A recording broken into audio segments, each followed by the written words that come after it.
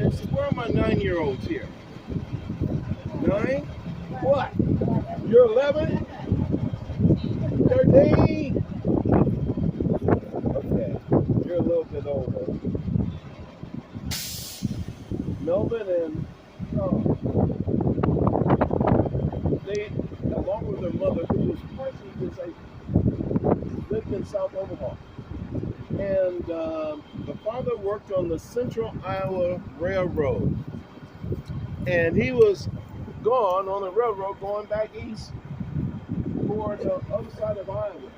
And he was coming home, so the mother and the two boys, they get to be dark, and they go to bed after they had dinner, 2-story house, South Omaha. And all of a sudden, the mother wakes up and smells smoke. The house is on fire.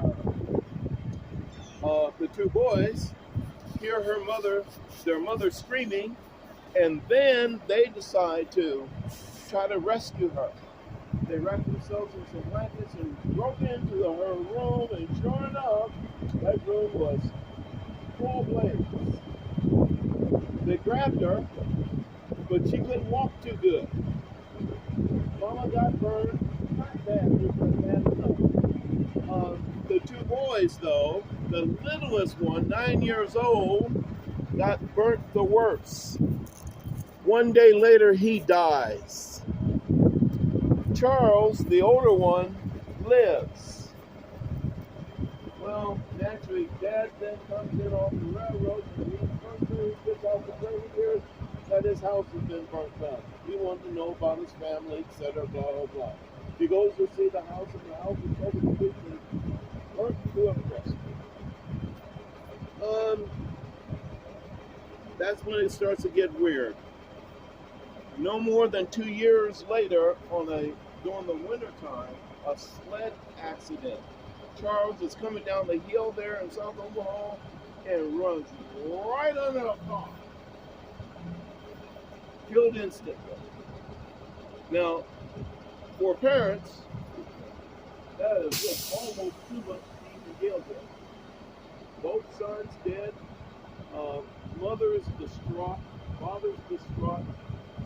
And they were going to a school by the name of Franklin School in South Omaha. Does anyone know where Franklin School is at? You don't. Right there, in South Omaha. They had the kids in the school. They renamed the school to Robbins School, Elementary School. Okay? And in that school, there was a fellow that worked there for 52 years. He was the janitor. And so he took care of the school. That was his family. All the kids that came through were his youngsters that he looked out after, and all the teachers. Well, the janitor finally got ill and died. But he says to his family, I want to be in my last processional to go by Robbins School. Well, it had gotten named because all the kids pitched in pennies for a monument in which the governor came, the mayor came, all other officials, other dignitaries, and they erected this monument to them. First part of the century. Well, the janitor, who had been there a long time, they got one night. They had folks back in those days. Another time he got waking up during the middle of the night because someone was beating on the boom, boom, boom, boom, boom. You got to get up. You got to get boom, boom, boom, boom. Come on. And they said the lights are all on inside the school. He said the lights are on. What do you mean? Well, the lights are on. And so he goes up to the school and he sees that there's in the classrooms, desks turned over, books are thrown all over everywhere, and on top of it in the gym there's basketball just rolling in the gymnasium. He said, those doggone little kids, I knew they were getting in some type of way. So we moved everything up, Went back again later that week. Happens again. Oh, I'm gonna get him there. I'm gonna set a trap for him. I know what I'm gonna do. I'm gonna get him this time. So he set a little trap and unlocked the door so they wouldn't be able to know that he was in there. And he did not find it. And the reason why, because his son had asked, I want to go play basketball, Daddy.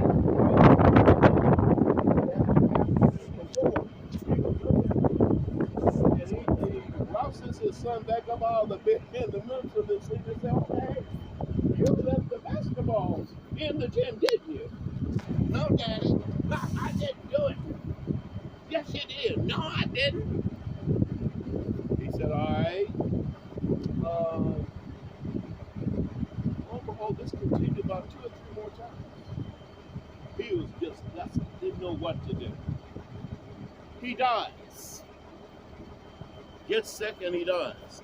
We're going by the profession.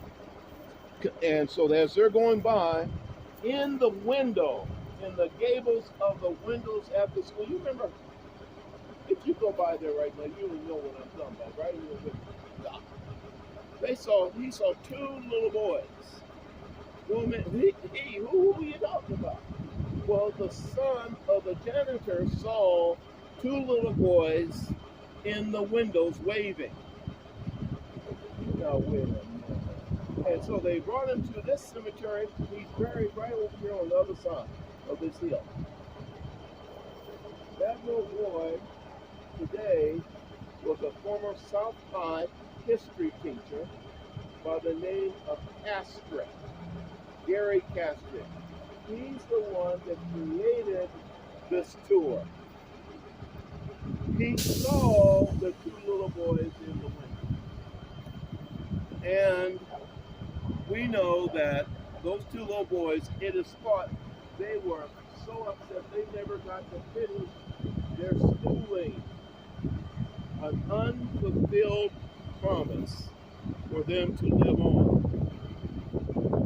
So, true story, 1929, and it was witnessed by numerous people in the procession that these 2 little boys were waving goodbye to the father of Gary Castle. True story. We're going to get back on.